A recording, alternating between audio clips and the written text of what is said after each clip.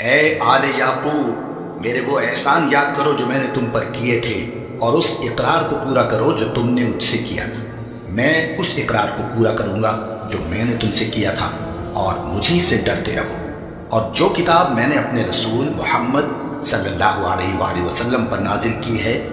جو تمہاری کتاب یعنی تورات کو سچا کہتی ہے، اس پر ایمان لاؤ اور اس سے منکر اول نہ بنو، اور میری آیتوں میں تحریف کر کے ان کے بدلے تھوڑی سی قیمت یعنی دنیاوی منفعت نہ حاصل کرو، اور مجھی سے خوف رکھو،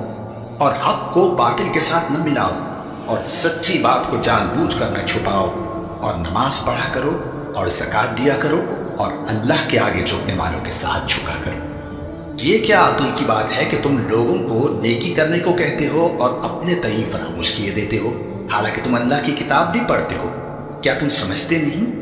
اور رنج و تکلیف میں صبر اور نماز سے مدد لیا کرو،